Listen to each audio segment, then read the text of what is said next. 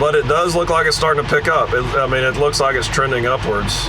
We felt like things are turning around, and then it just never pans out. And today you have $100,000 in profit for a truck. In 2026, you feel poor. So the project I was coming up here for is, they're not getting started till late next week, so I just went across the street to get an oil change.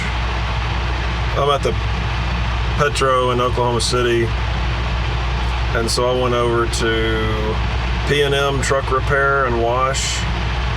It's like a little small shop. They were pretty quick. I mean, they did the PM. They were expensive.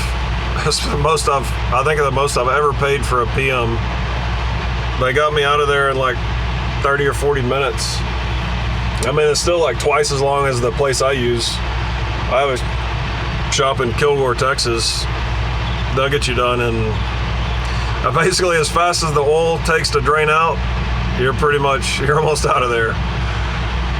So, or however long it takes to drain the oil and put the oil back in. They normally have 4 or 5 guys working on you at the same time, and they get you in and out quick. And I think I only spend, it's in the 400s. This place was like $650, so I lost a little bit, but still that's better than, I'd rather pay $200 and get an oil change. I mean, I'd rather pay an extra $200 and get the oil change done quickly rather than wait at a Petro, and who knows if it would have got done at all. I waited 12 hours before at Petro and just went in and told them I changed my mind. And, you know, who knows what's going to happen to the truck. Is it going to be worse? Are they going to tighten everything up? I mean, I'll still double check stuff that they did, but I feel better with them doing it. They had good reviews. They had positive reviews on Google. So I done a video just earlier this morning and about the AI spending and the freight market maybe turning around. And then I got an email, or is it Wall Street Journal, this email. So they were talking about the memory chip spending. So not just on the data centers, but the chips that those places need. There's a shortage, so they're building more capacity to build like memory chips and microprocessors and everything. Demand for memory chips is outpacing capacity for large language models, because more complex companies such as OpenAI, Oracle, and Anthropic are spending trillions of dollars building data centers. So that's what I was talking about in that other video, is there's so much money being dumped into this, and they all need electricity, a lot of electricity. And I know they're working on getting the electricity, you know, they want to use as little electricity as possible. But it is what it is. Right now they're just using a lot of power. And so a lot of them, if there's a data center going up, there's more electrical projects going on around them, or power grid projects going on around them. So this says Micron executives say buyers are seeking out multi-year purchasing contracts to ensure supply and avoid dramatic price increases. To meet the demand, Micron is spending $50 billion to more than double the size of its 450-acre campus in Boise. So that's all. I mean, that's good stuff. That's the ways that, I mean, AI will benefit. That other truck was real close to me over there. Yeah, he's like parked way over the line. I was hoping he would take off and leave before another truck tried to park next to me. But let's see. We're nowhere near the end of the shortage, is what Brad Gastworth, head of global research at Circular Technology, said about memory chips. America's oil patch has weathered the lowest crude prices in years and kept pumping. So I read this earlier. I mean, I don't feel like diesel prices are low right now. They're north of $3 most places.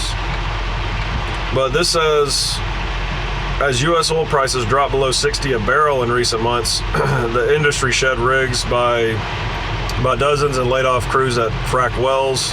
Yet the country's wells last year gushed a record 13.6 million barrels of crude on average each day, 100,000 barrels more than the EIA had anticipated before Trump's inauguration.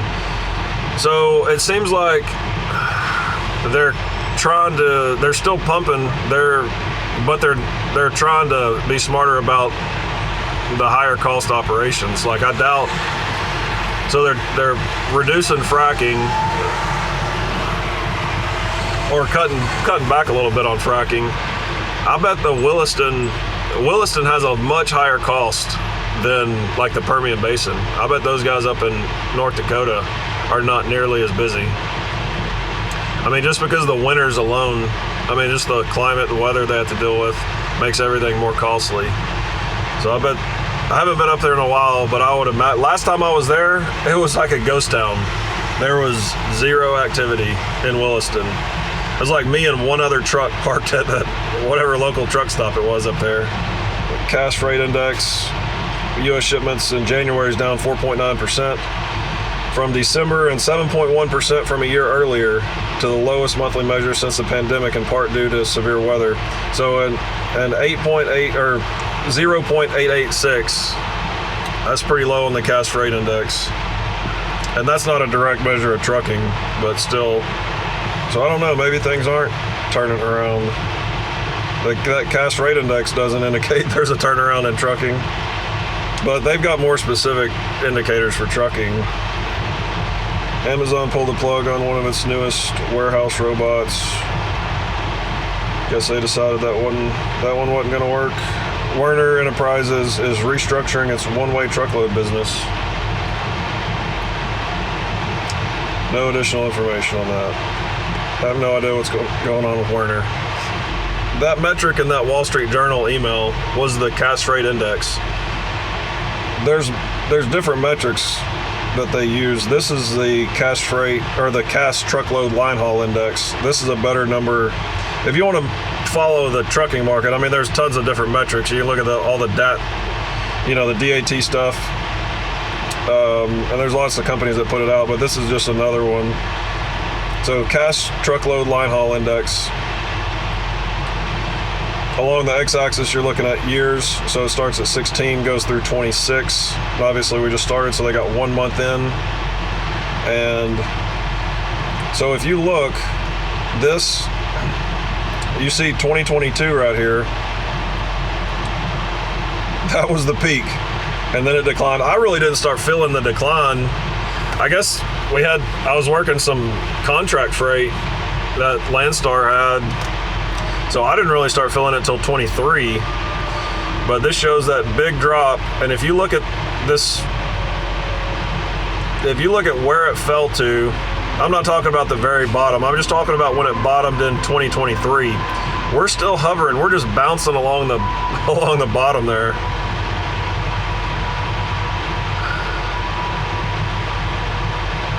But it does look like it's starting to pick up. It looks like it's trending upwards.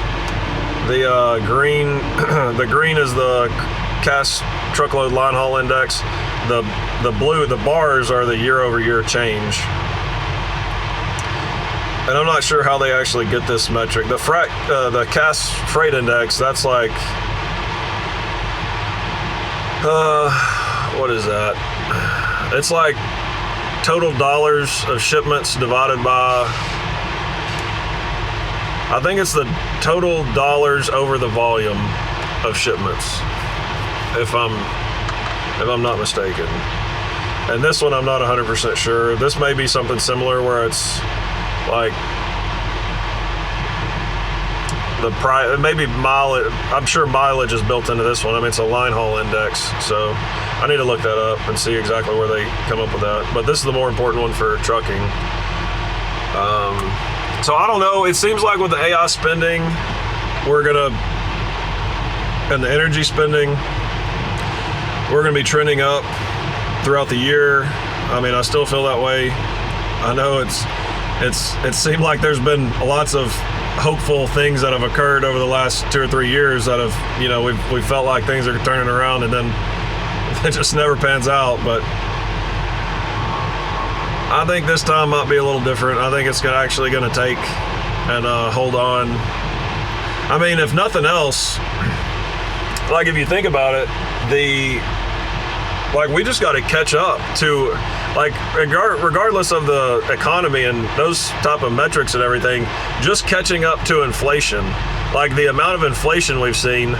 If you had $100,000 in profit for I'm just using round numbers as an example, but if you had $100,000 profit for a truck, and that was back in 2019, and today you have $100,000 in profit for a truck in 2026, you feel poor because of inflation over that time frame, you know? I mean, if you were used to making $50,000 a year, you need to be making almost double that, just based on all of your cost. I mean, you know the cost. Food, diesel, energy, housing, just electronics, everything you buy, everything's just inflated in price. Used to, they were selling in truck stops, they used to sell like buy two for $3.50. I mean, which is still way overpriced for like Gatorades or 20-ounce Coke bottles and stuff. So it was buy two for $3.50, and then they switched. And I remember a couple years ago, then you had to buy three of them for like $5.50 or $6. So, and there's all the shrinkflation. You know, packages are getting smaller. There's more air in packages of products and stuff. So, I mean, trucking doesn't just need to increase. It needs to increase and make up for all the additional inflation costs that the trucking companies and the drivers are having to, you know, deal with. Yeah, if you get value or you find the trucking market videos useful, let me know and I'll make more of them. I get those Wall Street Journal emails like, I don't think it's every day, but that was just a logistics email from the Wall Street Journal. I get them at least once a week, maybe 2 or 3 times a week. And that's just a quick way to, you know, just scroll through an email real fast and just stay updated on what's going on. And the Wall Street Journal is more, I trust the financial people a lot more than I trust like CNN or Fox News. I mean, the Wall Street Journal or the Financial Times of London, those people are just concerned about making money. And I trust those people a lot more because whatever information they're talking about is directly related to someone's profit motive. And generally, people care about money. So they want to get accurate information. They don't want misinformation. And I mean, they're all pro business. So if you hate capitalism and you think these greedy companies are just terrible, run by terrible people, and they're all, you know, out to get you, then you probably won't like either of those, you know, the Wall Street Journal or the Financial Times. But I get stuff from both of them, and I find it helpful and useful. But anyways, I'll shut up. Y'all take care. Stay safe out there, and I'll see you in the next video.